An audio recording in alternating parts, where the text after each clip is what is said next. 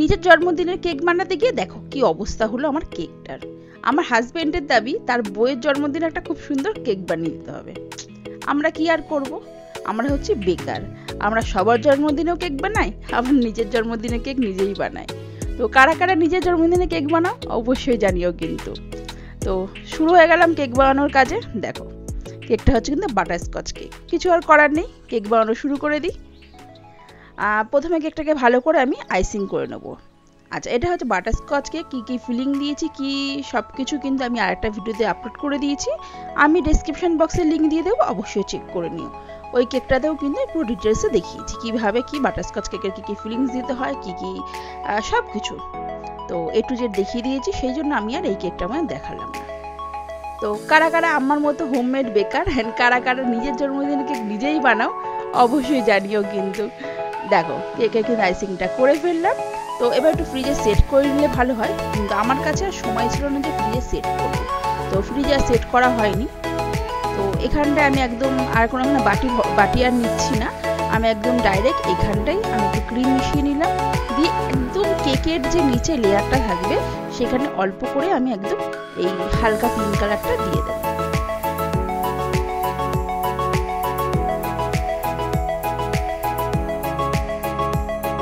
আচ্ছা, তোমরা কি জলের উপরে কেকের কোনো ডেকোরেশন করেছো? মানে জলের উপরে গোলাপ, জলের উপরে পদ্ম ফুল, তারপরে হাঁস কি করে বানাতে হয়। তো আর এই ভিডিওটা কিন্তু আমার চ্যানেলে অলরেডি এসে গেছে, অবশ্যই তো চেক করে নিও।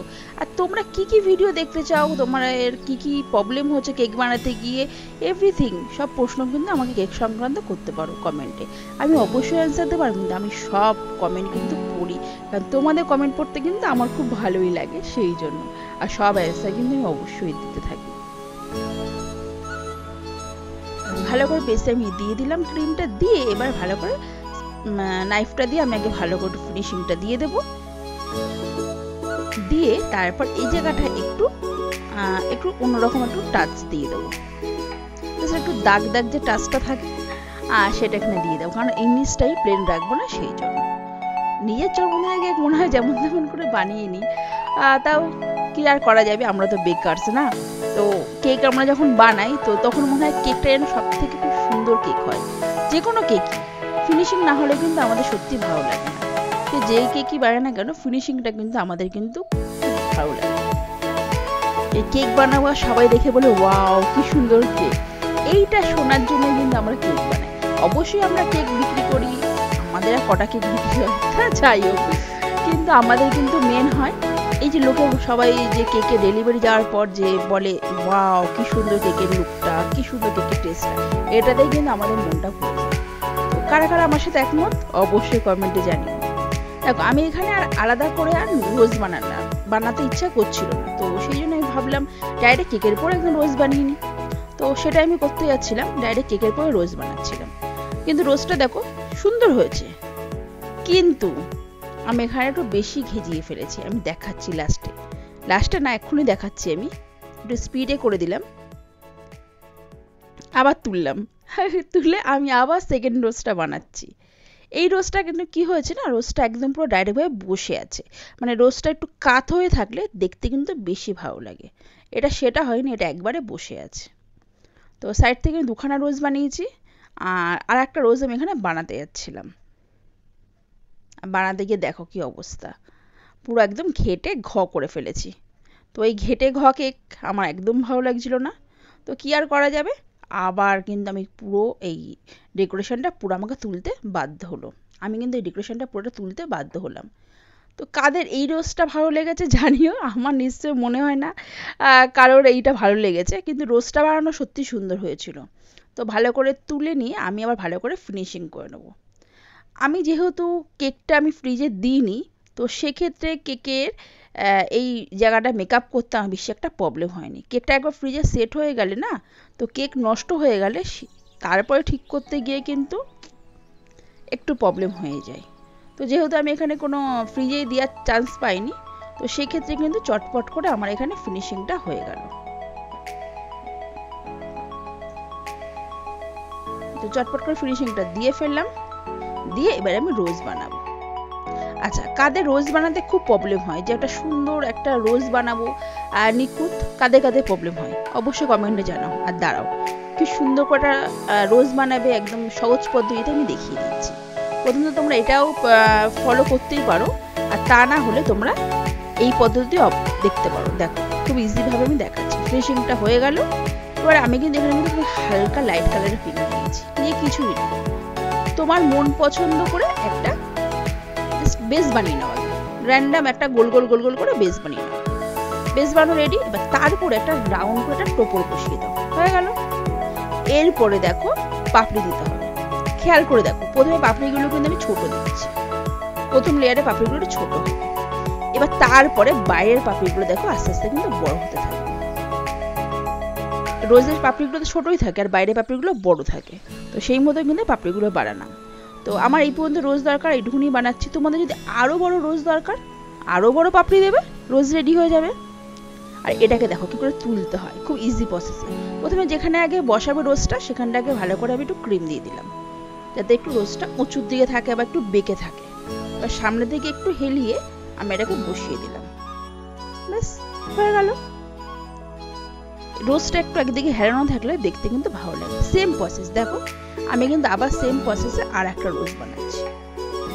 প্রথমে একটা রাউন্ড করতে হবে, আর রাউন্ড করে উল্টো সি করতে হবে। এক্ষেত্রে কিন্তু ক্রিমের দিকে খেয়াল রাখবে যে ক্রিমটা যেন মানে ঠিকঠাক ভাবে থাকে, খুব যেন বিট ওভারবিট না হয়ে যায়। ওভারবিট যদি হয়ে যায়, একটু ভালো করে স্প্যাচুলা দিয়ে একটু ভালো করে ফেটিয়ে নেবে, দেখবে একদম পুরো ক্রিমটা স্মুথ হয়ে গেছে। আর এখন সুন্দর সুন্দর কিন্তু রোজ হয়ে যাবে। তো সেকেন্ড রোজটা বানিয়ে নিলাম। এখানে বেশি রোজ আমি বানাবো না, জাস্ট এটাকে তুলে আবার বসিয়ে দেবো।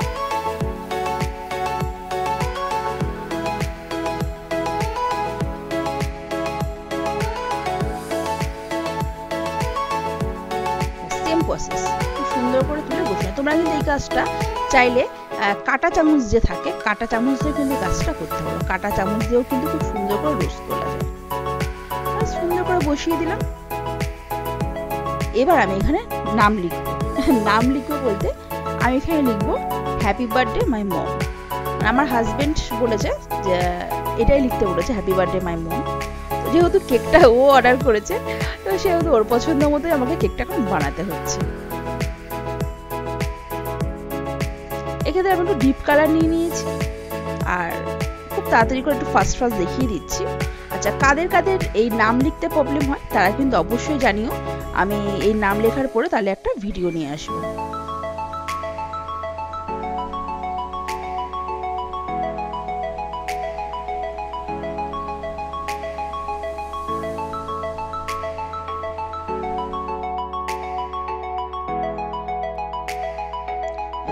হয়ে গেল নাম লেখা কমপ্লিট। এবার আমি এখানে বর্ডার দেবো। প্রথমে এখানে আমি হোয়াইট কালারের ক্রিম নিয়েছি, আর এখানটা আমি নিয়েছি স্টার নজেল।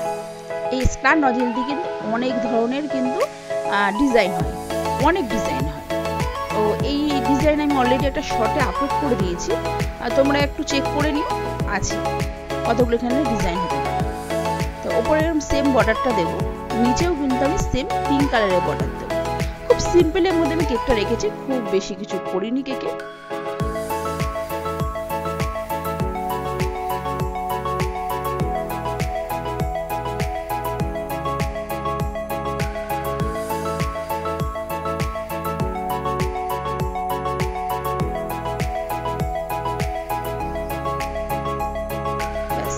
এই বেসটা কমপ্লিট হয়ে গেল। এবার আমি পিঙ্ক কালারটার একদম নিচে যে বেসটা দেবো, বেসে যে ডিজাইনটা দেবো সেটা দেখাচ্ছি।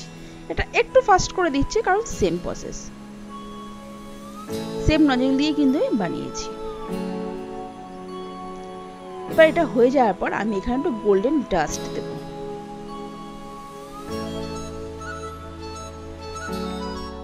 একটু গোল্ডেন ডাস্ট আমি এখানে দিয়ে দিচ্ছি।